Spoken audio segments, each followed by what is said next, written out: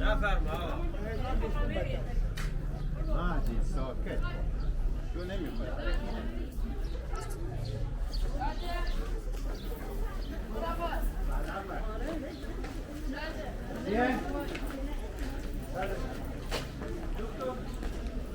شعباوي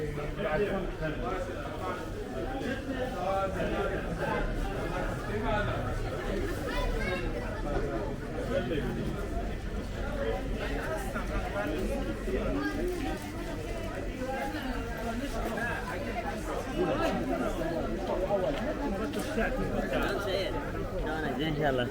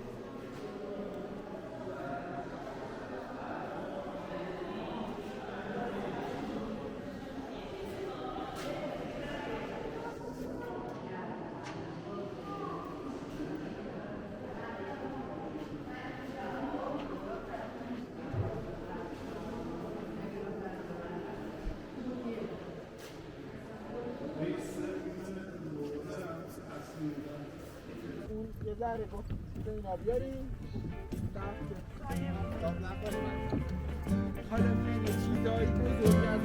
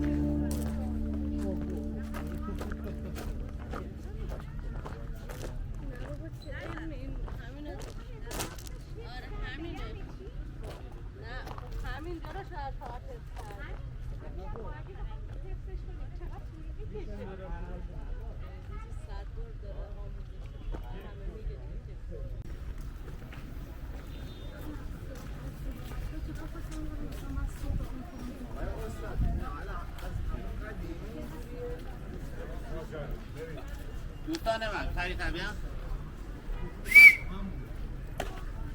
بچه این مقبره دنیا از در که میریم بیرون دست شب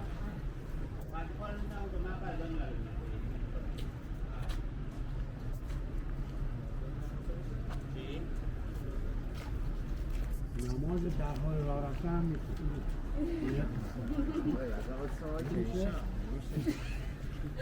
متحرم بشه خیلی سال این آقا آدم بسیار درستیه دوستش دارم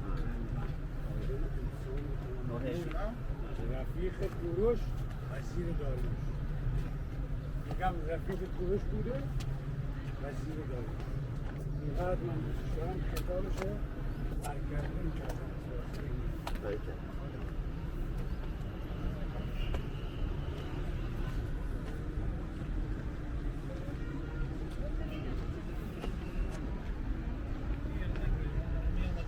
ببخشید اومدم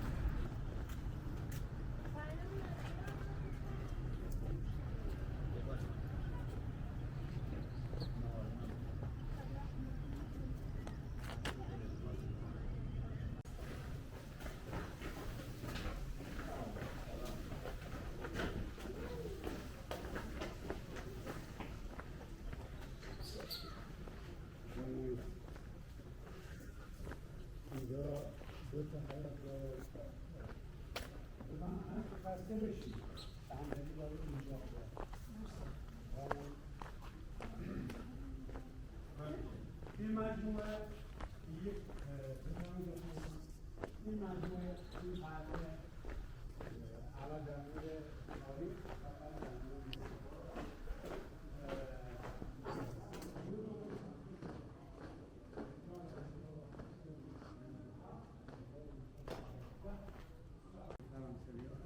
استفاده میکردن و بخش‌هایی هم چیزمان آثار مربوط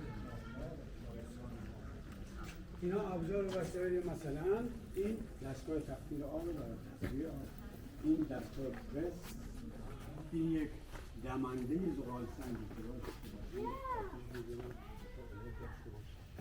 این یک جک دستی، اینا بالا برن چون اشیاء سنگین رو جابجا میکردن، ممکن بود سنگی باشه، از اینا استفاده میکردن.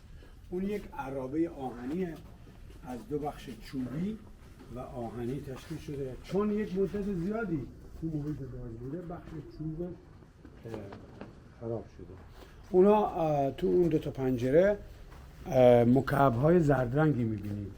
اینها حروف انگلیسی و رقم عدد شده برای ثبت استفاده می‌کنن. مثلا یک شیئی پیدا می‌کردن باید ثبت می‌شد، عکس می‌گرفتن اینا رو می‌ذاشتن، مثلا A2 اسمش رو می‌ذاشتن برای ثبت موقع کشف یک اثر. این عرابه به وسیله چهارپایان جابجا می‌شده. اونجا دو تا میله هست میشه